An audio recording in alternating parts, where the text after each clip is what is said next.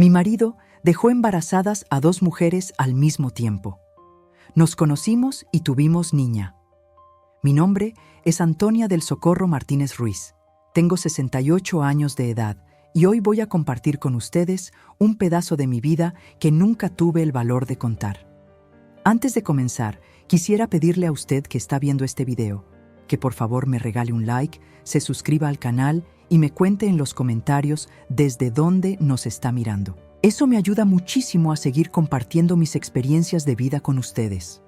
Era 1984 y yo estaba embarazada, tenía 27 años, vivía con mis padres en una casa sencilla en Iztacalco y vendía ropa por catálogo para sacar un poco más de dinero, mientras Rafael, mi marido, decía que trabajaba todo el día en una refaccionaria que quedaba lejos, en Tlalnepantla. Esa tarde recuerdo que hacía calor, que me sentía mareada, que olía a sopa de fideo recién hecha y a suavizante ensueño en las sábanas tendidas en el patio, cuando me senté un momento en la mecedora de mimbre de mi abuela para descansar los pies hinchados.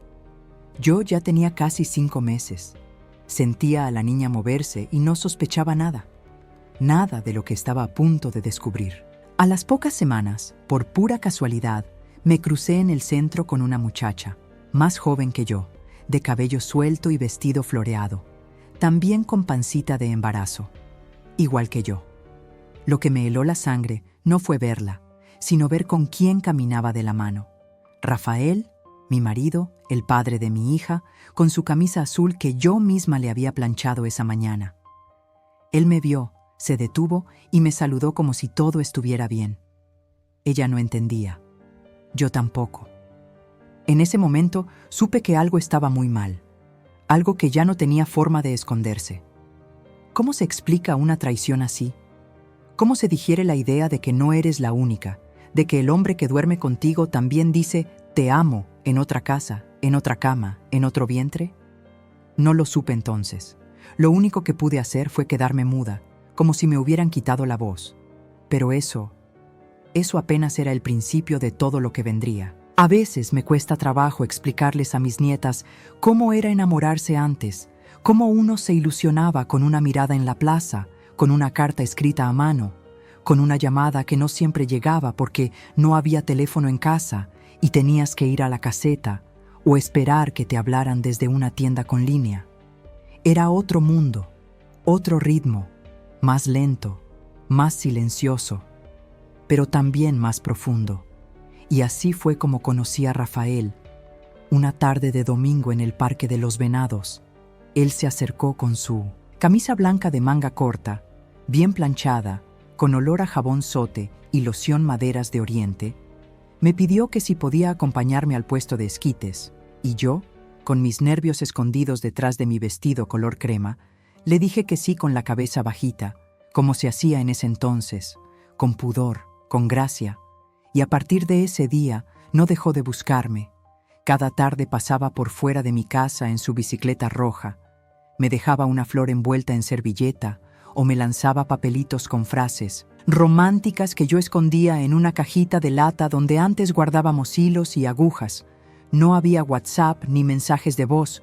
Lo que había eran cartas perfumadas con agua de rosas, escritas con letra apretada y tinta azul, con errores de ortografía, pero con promesas grandes, como «te voy a cuidar siempre» o «nuestros hijos van a tener tu sonrisa».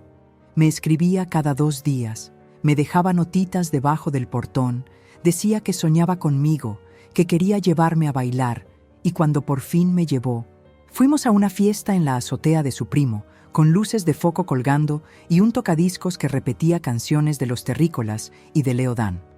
Bailamos pegadito y yo sentí que me temblaban las rodillas. Él me apretaba la mano y me decía al oído que no había conocido a nadie como yo. Y yo, con apenas 20 años, le creí todo, cada palabra, cada gesto, porque en ese tiempo una se enamoraba con el alma abierta, sin condiciones, sin pensar que un día todo eso podía volverse mentira. Después me llevaba al cine Continental, me compraba palomitas envueltas en bolsa de papel y nos sentábamos en las últimas filas. no para besarnos como los demás, sino para hablar bajito, hacer planes, imaginar nombres para nuestros futuros hijos. Decía que si era niña, se llamaría Estrella, porque yo le alumbraba la vida. Y yo, aunque me diera risa, sentía que eso era amor verdadero. A los pocos meses me pidió que fuera su novia formal, con carta en mano y permiso de mi padre. Y a los 8 meses me dio un anillo sencillo, plateado. Pero lo recibí como si fuera de oro puro, porque lo importante no era el metal, sino lo que representaba. Me prometió fidelidad, respeto, una vida juntos, sin secretos, sin engaños, y yo le creí, porque en esos tiempos uno confiaba, uno se entregaba sin miedo, y aunque no vivíamos juntos todavía, él me acompañaba al doctor cuando me dolía la cabeza, me regalaba calaveritas de azúcar en Día de Muertos con mi nombre escrito, me bordó un pañuelo con mis iniciales y me decía que era su mujer para toda la vida. En casa ya hablábamos de boda. Yo ya tenía guardado el vestido que me iba a prestar mi prima, y hasta mi abuelita había empezado a tejer una chambrita blanca por si venía el primer nieto. Todo parecía perfecto, como esas novelas de la radio que escuchábamos por las tardes, con protagonistas que sufrían mucho pero terminaban felices. Yo creía que mi historia iba por ese camino, con drama, sí, pero con final bonito. Lo que nunca imaginé fue que, mientras yo bordaba su nombre en servilletas para el ajuar, otra mujer hacía lo mismo, al mismo tiempo, para el mismo hombre, pero desde otra casa, desde otra vida paralela que él supo ocultar tan bien durante meses, o tal vez años. Rafael era de esos hombres que sabían decir lo que una quería escuchar, con voz suave, con los ojos entrecerrados y una sonrisa que parecía sincera. Era de esos que te hacían sentir especial, aunque después entendieras que decía lo mismo a otras, con las mismas palabras, con los mismos gestos, pero en ese momento, cuando te hablaba bajito al oído mientras caminábamos por la Alameda con un elote en la mano, no había forma de dudar de él.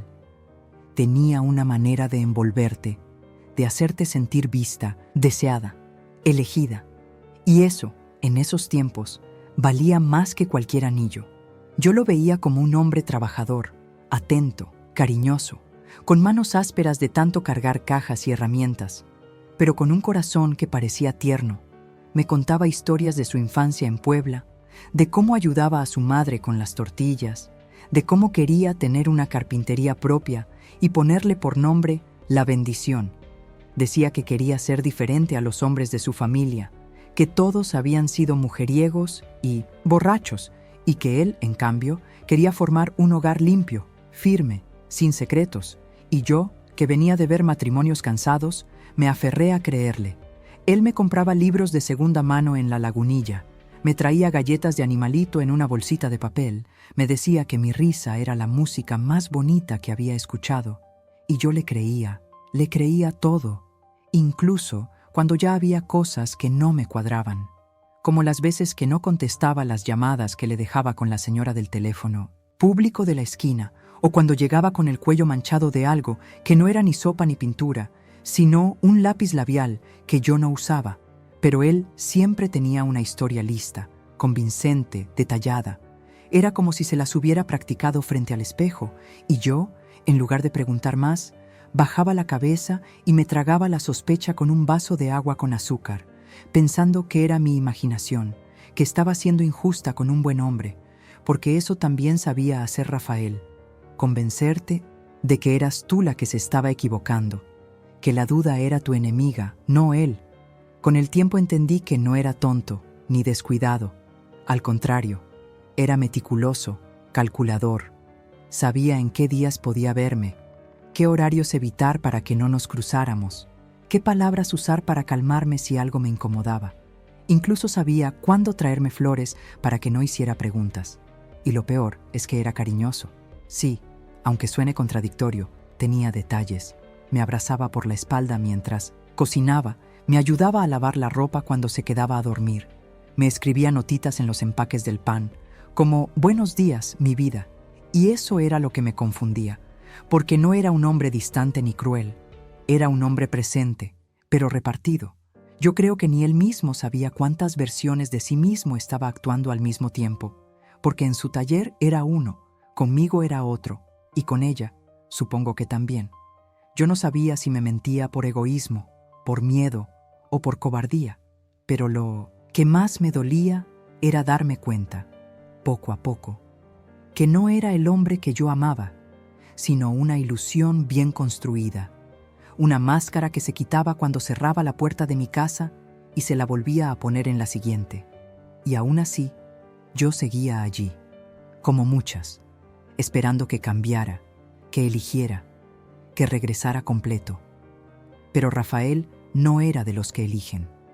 Era de los que toman todo lo que pueden mientras pueden, sin pensar en el daño, sin medir las consecuencias, y con una habilidad tan grande para fingir que, hasta el día de hoy, todavía me pregunto si alguna vez llegó a amarme de verdad. Yo creo que una siempre sabe, muy en el fondo, cuando algo no está bien, aunque no quiera verlo, aunque se convenza a sí misma de que son ideas, de que es el cansancio, el embarazo, los nervios, pero el cuerpo siente lo que el corazón no se atreve a decir.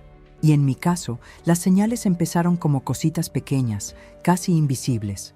Primero fueron los silencios en medio de las llamadas, esas pausas donde uno siente que hay alguien más escuchando. Después vino el cambio en los horarios, que si se quedó dormido en el taller, que si la refacción no llegó, que si había bloqueo en Insurgentes. Y yo, con la panza creciendo, prefería no discutir, me hacía la fuerte. Pero cada vez que se iba y no contestaba cuando la señora de la caseta le marcaba, yo me quedaba mirando el teléfono público como si fuera a darme respuestas. Luego noté que cada vez se bañaba más rápido en mi casa, como si no quisiera dejar rastro, y cuando me acercaba a su ropa, había olores que no reconocía. No eran perfumes caros, no, eran jabones distintos, talco femenino, como el de Maja, y un día encontré en el bolsillo de su camisa una servilleta con tinta roja que decía: «Gracias por la noche de ayer», sin firma, sin fecha, como si fuera una broma. Y cuando le pregunté, me dijo que era de un compañero del taller, que jugaban entre ellos, que eran tonterías de hombres. Y yo, otra vez, le creí, o quise creerle, porque uno prefiere una mentira bonita que una verdad que te rompe, pero algo ya no encajaba. Su manera de besarme era distinta, más distraída, ya no me veía a los ojos como antes, y cuando le hablaba de la bebé, del nombre, de la cuna, me cambiaba de tema. Decía que luego hablábamos de eso, que no lo presionara, y yo me callaba, porque pensaba que quizás estaba estresado, que los hombres también sienten miedo, pero lo que no entendía era que ese miedo no venía del futuro conmigo, sino del presente que tenía dividido con otra. Y lo peor es que lo manejaba tan bien que ninguna de las dos sabíamos de la otra. Él se organizaba por zonas, por días, por excusas. Decía que su mamá estaba enferma y tenía que cuidarla, y así se ausentaba 2 días sin culpa. O inventaba que iba a un retiro con la iglesia, cuando en realidad se iba con ella a Cuernavaca. Y yo solo me enteré después, mucho después. Pero en ese momento yo lo esperaba con arroz caldoso, con agua de Jamaica, con el corazón en la mano, tratando de no hacer preguntas incómodas. Porque en esos tiempos, una mujer embarazada debía portarse tranquila, comprensiva, decente, y si desconfiabas, te decían que estabas loca por las hormonas, o peor, que ibas a perder al bebé por pensar cosas feas. Así que yo lo que hacía era escribir todo en un cuaderno, lo escondía debajo del colchón, y allí anotaba cada detalle que me hacía ruido, cada palabra rara, cada sueño que me despertaba sudando. Pero no se lo contaba a nadie, ni a mi mamá, ni a mi mejor amiga, porque me daba vergüenza, porque en ese entonces, cuando un hombre te hacía algo así, la culpa también caía sobre ti, que por no atenderlo, por no ser suficiente, por no haberlo retenido, y eso te comía por dentro. Así que me callaba, me ponía mis vestidos sueltos, me peinaba con trenzas y me ponía rubor rosa para no parecer triste, pero por dentro sentía que algo se estaba quebrando, algo invisible, pero profundo, como una grieta que empezaba a abrirse sin hacer ruido. Y cada vez que él salía por la puerta diciendo que regresaba en unas horas, yo me quedaba, oliendo el aire, como si pudiera adivinar dónde iría realmente. Y aunque no tenía pruebas, mi cuerpo ya sabía la verdad, solo que mi alma no estaba lista para escucharla. Me acuerdo del día que fui a hacerme la prueba como si fuera ayer. Fue en una pequeña farmacia de la colonia, de esas que todavía tenían pósters descoloridos de jarabes y cremas para hongos en la entrada. El farmacéutico me conocía desde niña, y cuando le pedí la prueba, me miró con una ceja levantada, como si estuviera sorprendido de que yo, ya casada, aún necesitara confirmar. Pero yo necesitaba estar segura, no por ilusión, sino porque algo en mí me decía que ese embarazo iba a ser distinto, y lo fue. Porque mientras yo salía de esa farmacia con el corazón latiéndome en la garganta y la bolsita apretada contra el pecho, otra mujer, a unas cuadras, en otro consultorio, quizás en otro barrio, estaba haciendo exactamente lo mismo, sin saber de mí, sin saber que compartíamos más que una historia. Compartíamos al mismo hombre, al mismo Rafael, aunque aún no lo sabíamos. Y eso es lo que más me duele cuando lo pienso ahora, que no fuimos rivales desde el odio, sino hermanas en la ingenuidad. Ella también sentía emoción cuando su test dio positivo. Seguro también lo llamó con una sonrisa. También pensó en nombres, en cobijas tejidas, en canciones de cuna. Y él, en lugar de entrar en pánico o confesar la verdad, supo mentirnos a las dos con la misma dulzura, con el mismo entusiasmo falso, como si no entendiera lo que significaba traer vida al mundo, como si los hijos fueran sellos en su ego y no almas que merecían honestidad. Recuerdo que cuando le conté a Rafael que estaba embarazada, se quedó en silencio unos segundos que me parecieron eternos. Después sonrió, me abrazó y me dijo que yo iba a ser la mejor madre del mundo, que nuestra hija iba a tener sus ojos y mi carácter, que todo iba a estar bien. Y yo, con la cabeza apoyada en su pecho, cerré los ojos y lo creí. Pero ahora sé que en ese mismo mes, quizás en esa misma semana, él había recibido la misma noticia de la otra mujer. Y también le había dicho palabras parecidas, quizás idénticas. Me lo imagino practicando el mismo abrazo, la misma expresión de asombro, y eso me parte el alma, porque no fue un error, fue una elección.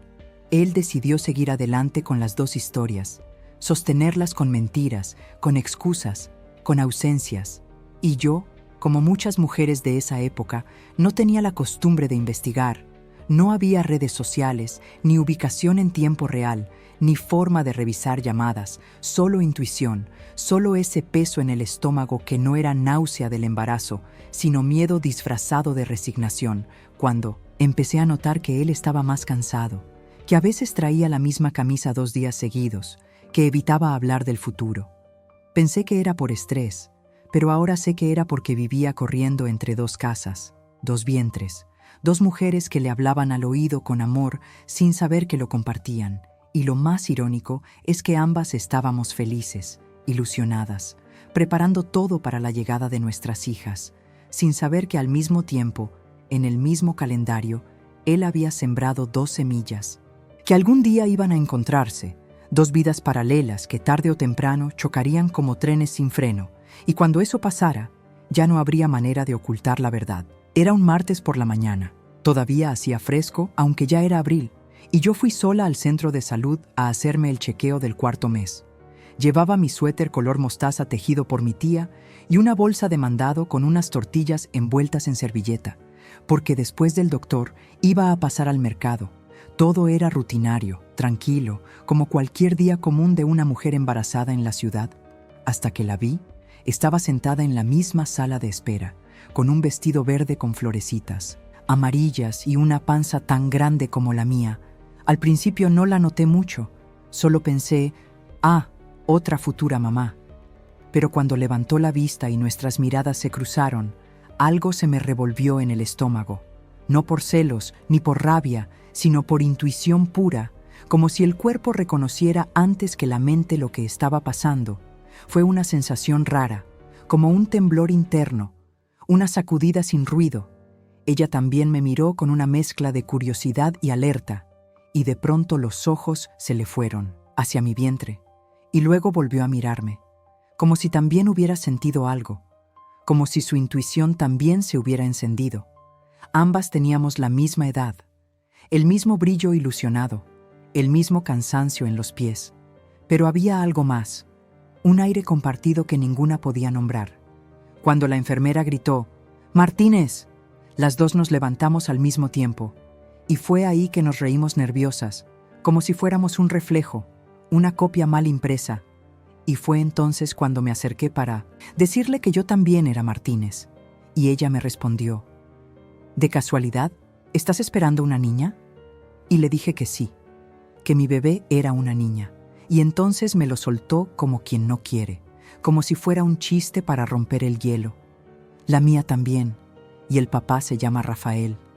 Y el mundo se detuvo, no hubo más sonidos, no escuché al bebé llorando en el fondo, ni los pasos, ni la enfermera diciendo el siguiente nombre, solo su voz repitiendo en mi cabeza, «Rafael, mi Rafael, nuestro Rafael». Las palabras no salían de mi boca. Creo que me aferré al respaldo de una silla para no caerme. Y ella, al ver mi cara, supo que no era coincidencia. Supo que algo no estaba bien, que algo se acababa de romper. Nos quedamos mirando, sin decir nada por varios segundos, y luego ella murmuró, «¿Tú también?». Y asentí. No pude decir más, porque las lágrimas se me vinieron sin permiso, calientes, llenas de rabia y de pena, y ella también se quebró, pero en silencio, con los ojos abiertos como platos, como si no pudiera creer lo que estaba pasando. Ahí estábamos. Dos mujeres con el mismo dolor, la misma traición, los mismos sueños, y el mismo hombre mintiéndonos a las dos, el destino, o Dios, o lo que sea, nos había puesto en el mismo lugar, a la misma hora, con la misma panza y la misma verdad golpeándonos en la cara sin anestesia. Ninguna gritó, ninguna se insultó. Solo nos miramos como se miran las mujeres que han sido heridas por la misma mano, y en ese momento supe que ya no había vuelta atrás, que esa frase que soltó sin querer, «El papá se llama Rafael», me iba a cambiar la vida para siempre. Esa noche no pude dormir, no por la bebé que se movía sin parar, sino porque el corazón me latía tan fuerte que parecía tambor dentro del pecho. Repasaba una y otra vez las palabras de aquella mujer, su rostro confundido, su voz temblando cuando dijo su nombre, Rafael, y yo ahí, encerrada en la sala, mirando la pared, como si pudiera entender qué tipo de hombre tenía al lado. Cuando llegó a casa pasadas las 11, con su excusa de siempre de que se le hizo tarde en el taller, lo esperé sentada, en la mecedora, sin prender la luz, con la bata puesta y el pelo suelto. Él entró y se sorprendió al verme despierta. Dijo, «¿Qué pasó? ¿Te sentiste mal?».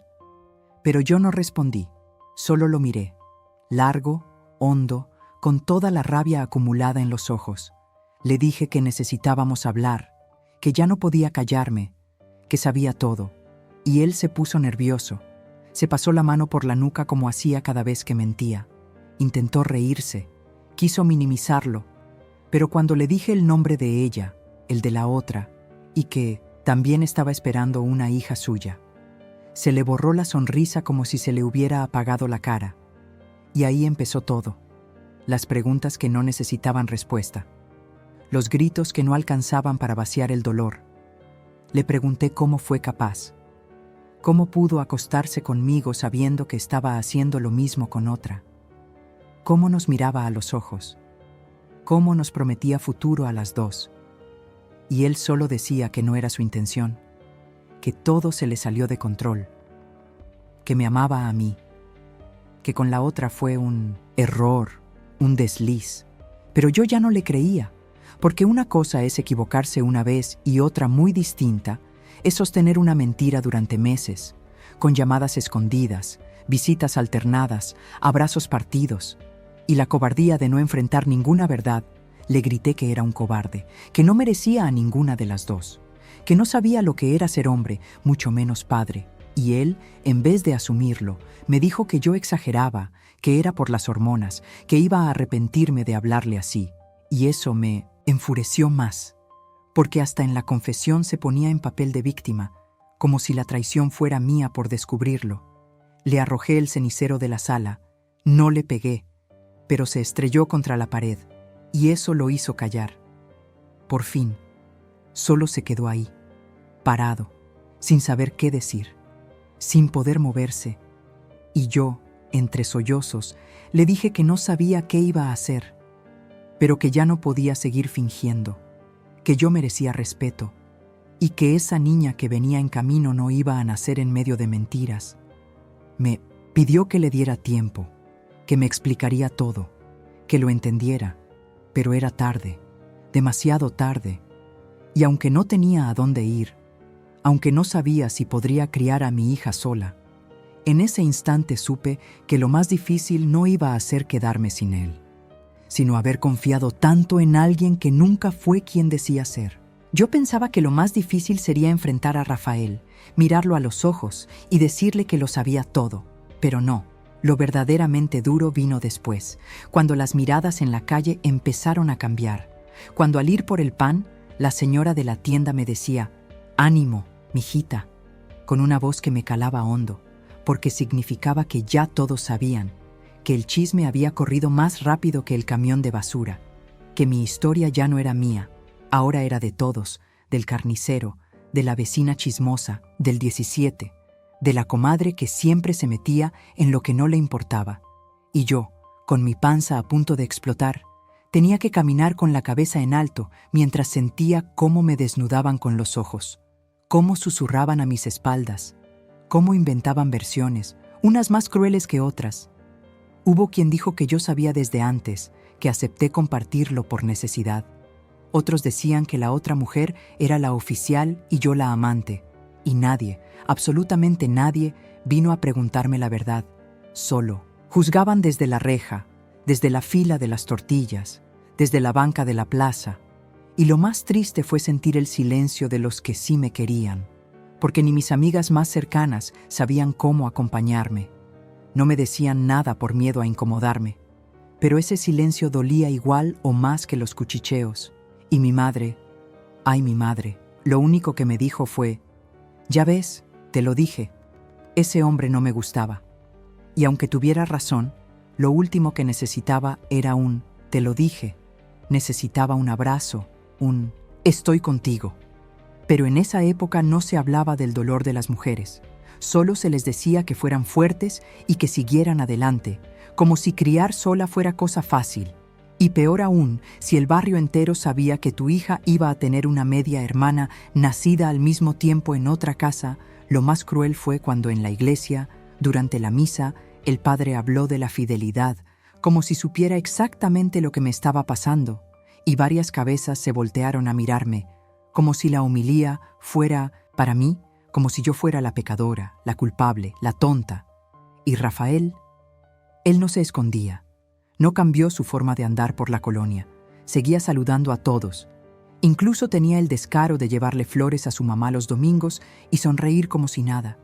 Y su madre, en lugar de reprenderlo, me llamó un día para decirme que los hombres son así, que tenía que aprender a perdonar si quería que mi hija tuviera un padre. Y ahí supe que no podía esperar justicia de nadie, ni comprensión, ni solidaridad.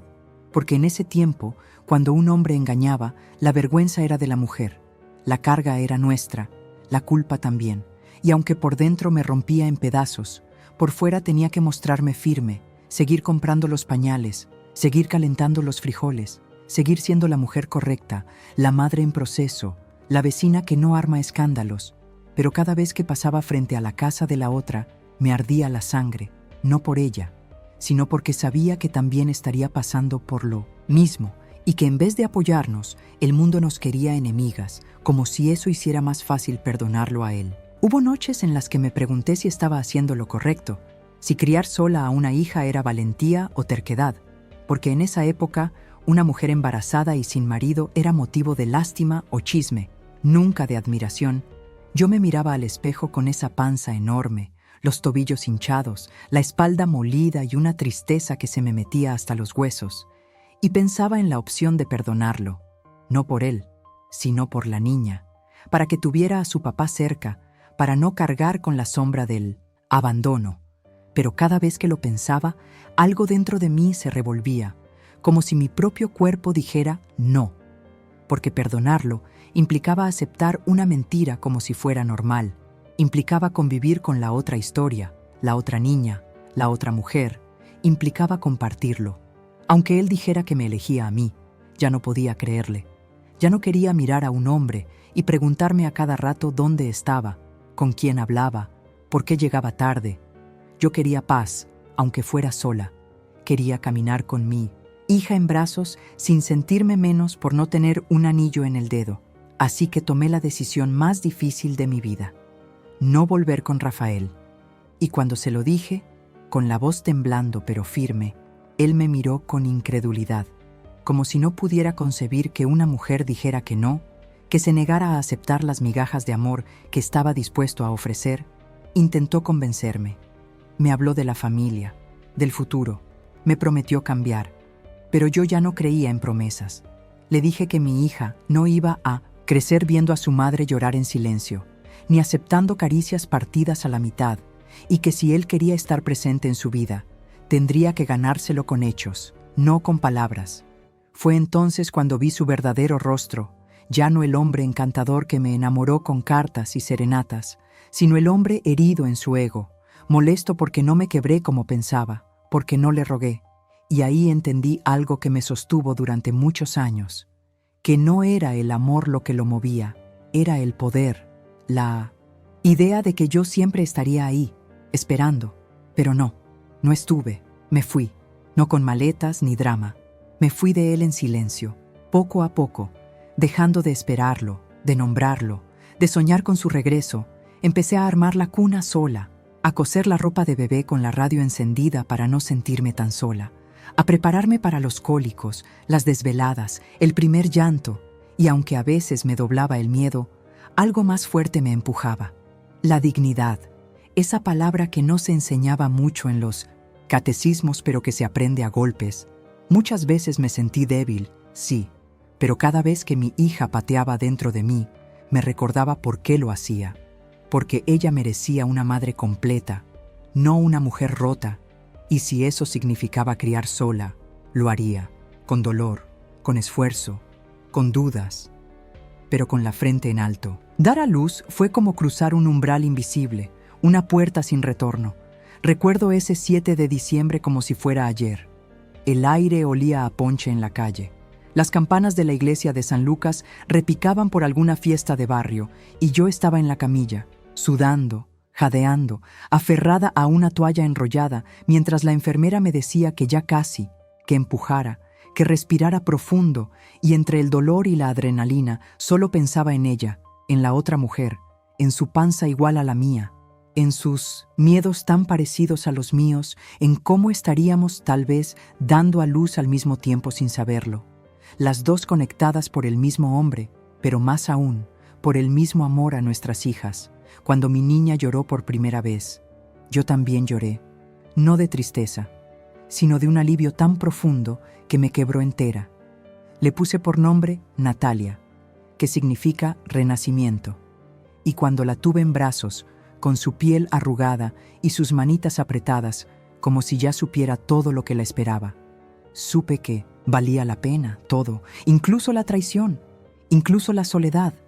Los días siguientes fueron duros, el cuerpo molido, las desveladas, el pecho agrietado, pero también estaban llenos de pequeñas alegrías, como oler su cabello tibio, verla abrir los ojos por primera vez, escucharla balbucear como si me hablara solo a mí. Y sin embargo, en medio de esa felicidad, había una sombra, la otra niña, la que también llevaba su sangre, la que seguramente estaba en una cuna parecida, siendo amada por una madre que, como yo, había tenido que aprender a ser fuerte de golpe. A veces me sorprendía pensando cómo estaría, si lloraría igual, si tendría los mismos ojitos, si en el fondo nuestras hijas se parecían tanto como nosotras. La maternidad nos hermanaba aunque no nos hubiéramos vuelto amigas. Y aunque yo intentaba no pensar en eso, no podía evitarlo. Cada vez que Natalia sonreía, pensaba si la otra bebé también sonreía al mismo tiempo, si se parecían en el llanto, en la forma de agarrar el dedo, en el olor dulce de su aliento dormido.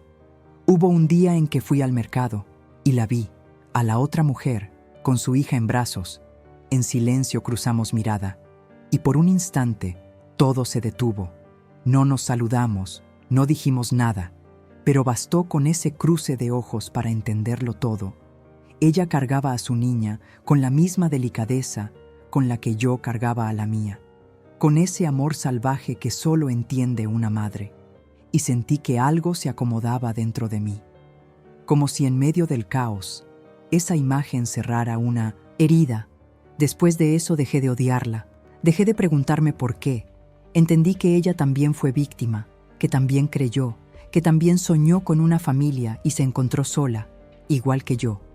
Y en ese espejo de maternidad, en ese reflejo doloroso pero honesto, encontré un poco de paz, no porque todo estuviera bien, sino porque supe que no estaba sola, que había otra mujer sosteniendo una historia parecida y que nuestras hijas, sin saberlo, estaban unidas por algo más fuerte que un apellido. La verdad, fue un domingo por la tarde, de esos de calor pegajoso y olor a tamal en la esquina, cuando la vi otra vez, después de tantos años. Ahí estaba ella, la otra madre, con una niña de cabello largo, igualito al de Natalia, sentadas en una banca del parque mientras las niñas jugaban a las escondidas con otros niños. Al principio no me di cuenta, solo observaba de lejos, con esa costumbre que nunca se me quitó de mirar sin ser vista. Pero entonces escuché su voz, clara, fuerte, idéntica a la mía, gritando: «¡Valeria, cuidado con el columpio!». Y mi corazón dio un vuelco, porque el nombre me sonaba familiar, demasiado, y cuando miré mejor, me di cuenta de que la niña tenía el mismo lunar en la mejilla que Natalia, la misma forma de reírse, los mismos ojos grandes y oscuros que se achinaban al reír. Me paralicé. Sentí que los años se me venían encima como una ráfaga. El pasado, los pañales, las noches solas, la bronca contenida, todo volvió de golpe y me senté en la banca más cercana, sin poder apartar la vista de esa niña que jugaba a escalar la resbaladilla como si el mundo fuera suyo.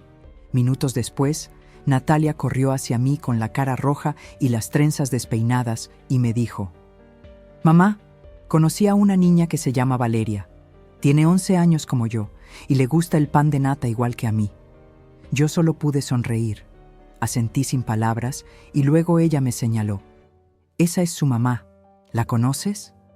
Fue como si el tiempo se detuviera otra vez, porque nuestras miradas se encontraron, ya, no con rabia ni rencor, sino con una extraña mezcla de sorpresa y respeto, como si ambas supiéramos que ese momento tarde o temprano iba a llegar. Ella se levantó lentamente, se acercó, y con una voz que no escuchaba desde hacía más de una década, me dijo: «Son igualitas, ¿verdad?».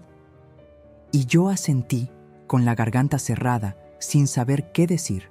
Nos quedamos ahí, paradas, viendo cómo nuestras hijas reían juntas, sin tener idea del hilo invisible que las unía, sin saber que compartían al mismo padre, al mismo silencio, a la misma historia. Ella me preguntó si quería tomar un café del carrito frente a la iglesia, y acepté. Caminamos en silencio, sin reproches, sin preguntas, solo con ese peso compartido que ya no dolía tanto, porque ahora estaba repartido entre dos. Hablamos poco, lo justo, lo necesario. Me contó que Rafael se había alejado al poco tiempo, que había prometido visitas, ayuda, cariño, pero que nunca cumplió. Y yo le dije que a mí me había pasado igual, que también lo esperé, que también lloré, y nos reímos, no por burla, sino por alivio, como si al fin pudiéramos respirar. Y en ese momento supe que algo había cambiado, que no éramos enemigas, que éramos espejos de una misma herida, y cuando nos despedimos, nuestras hijas ya se habían tomado de la mano, listas para jugar otro rato. Y aunque no les dijimos la verdad ese día, aunque no les explicamos nada, supe que algún día lo sabrían, y que cuando lo hicieran, entenderían que no nacieron de una historia rota, sino de una decisión valiente, de dos mujeres que, sin buscarlo, aprendieron a reconocerse desde la verdad. Me preguntan a veces qué fue de él, de Rafael, si volvió, si pidió perdón, si intentó recuperar algo de lo que destruyó, y yo siempre me quedo callada unos segundos, porque su historia no terminó como las novelas, ni con redención, ni con castigos dramáticos, simplemente se fue apagando, como esas velas que nadie sopla pero se consumen solas.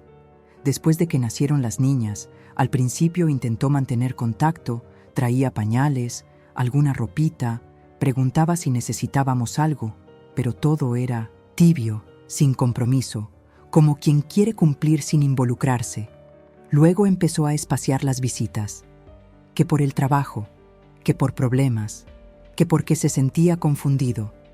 Y un día simplemente dejó de venir, así como había aparecido en nuestras vidas. Se desvaneció.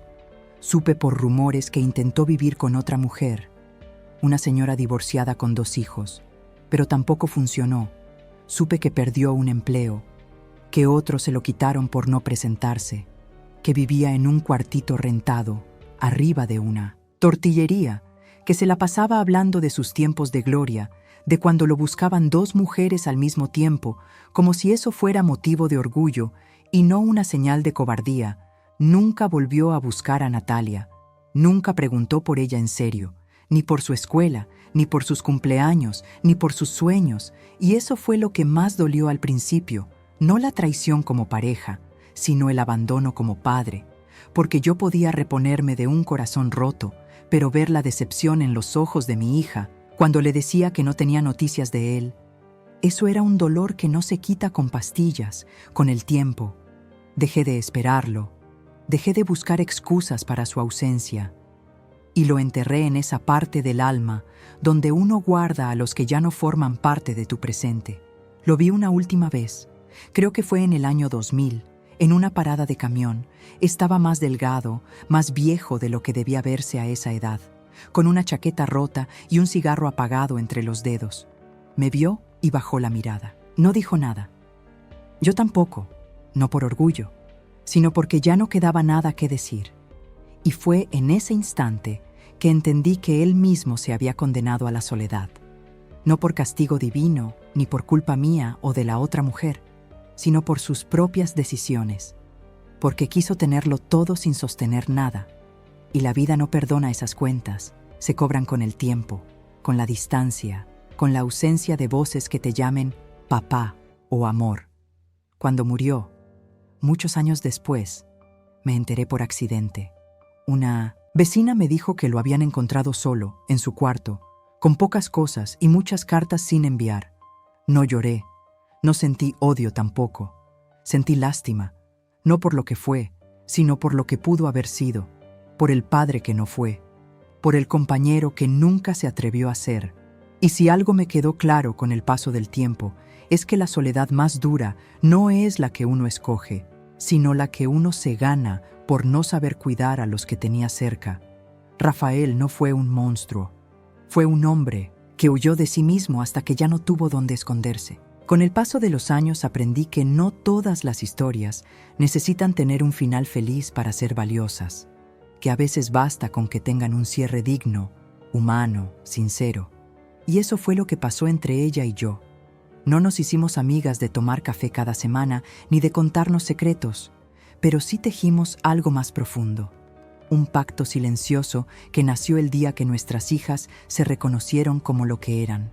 Hermanas, después de aquel encuentro en el parque, comenzaron a verse más seguido, en fiestas escolares, en reuniones del barrio, y aunque al principio todo era incómodo, poco a poco se volvió natural, orgánico, como si el vínculo entre ellas nos hubiera obligado a soltar el pasado. Dejamos de hablarnos con tensión y empezamos a tratarnos con cortesía, después con interés genuino y luego, sin darnos cuenta, con cariño. No del tipo íntimo, sino ese que nace del respeto mutuo, de saber que la otra también sufrió, también lloró, también se levantó con las fuerzas que no sabía que tenía. Compartimos fiestas de cumpleaños, posadas, graduaciones de primaria, y en cada una de esas celebraciones nuestras hijas corrían juntas, reían, se abrazaban como si nada las hubiera dividido, y yo miraba eso con el corazón apretado, no por tristeza, sino por gratitud, porque la vida, con todo y sus vueltas, nos había dado una oportunidad nueva, no para olvidar lo que pasó, sino para transformarlo. Hubo un día en especial que no voy a olvidar nunca. El quinceañero de nuestras niñas. Porque sí, lo hicieron juntas, ellas lo pidieron, querían una fiesta compartida, con los dos vestidos iguales en distinto color, con la misma canción para el vals, y con las dos madres a su lado. Fue una noche llena de emoción, de risas y de lágrimas. Y cuando subimos al estrado para decir unas palabras, no hubo espacio para reproches, solo para agradecer, por esas dos vidas que llegaron sin manual, por los caminos duros que nos obligaron a ser más fuertes, por el milagro de haber creado, desde la traición, algo hermoso y duradero. Al final de la fiesta, ella se acercó y me dijo algo que todavía guardo como un tesoro. Nunca pensé que te admiraría tanto. Y yo le respondí con un nudo en la garganta. Yo tampoco, pero aquí estamos. Y nos abrazamos, cortito, fuerte, como quien se reconoce en el otro. Desde entonces no volvimos a vernos tanto. La vida nos llevó por caminos distintos, pero nunca más nos miramos con juicio, sino con complicidad, con esa mirada de mujer que ha pasado por la tormenta y ha salido con la frente en alto. Nuestras hijas siguieron en contacto, fueron creciendo como primas, como amigas, como hermanas elegidas, y cada vez que yo las veía juntas, tan distintas y tan parecidas, sentía que todo el dolor valió la pena, porque a veces los nuevos comienzos no vienen de un nuevo amor, sino de una nueva forma de mirar el pasado, sin rencor, sin culpa, solo con el deseo sincero de vivir en paz. Si pudiera sentarme frente a cada mujer que hoy sospecha, que siente en el pecho esa punzada silenciosa que no la deja dormir, le diría: no estás loca. Lo que sientes es real, porque la intuición no se equivoca. Lo que pasa es que nos enseñaron a dudar de nosotras mismas, a callar, a sonreír aunque el alma gritara, a pensar que el amor era sacrificio y que si dolía era porque valía la pena. Pero no es así. Yo me callé muchas veces, demasiadas, porque me dio miedo enfrentar la verdad, miedo a quedarme sola, miedo a que dijeran que yo tenía la culpa. Y por callarme, aguanté cosas que hoy no permitiría ni un solo día. Por eso te lo digo ahora, tú que estás escuchando esto con el corazón apretado. No te ignores, no te traiciones a ti misma, no esperes a que la vida te rompa para darte cuenta de que siempre tuviste razón. No se trata solo de infidelidades, se trata de aprender a reconocerte, a darte tu lugar, a elegirte primero, aunque nadie más lo haga.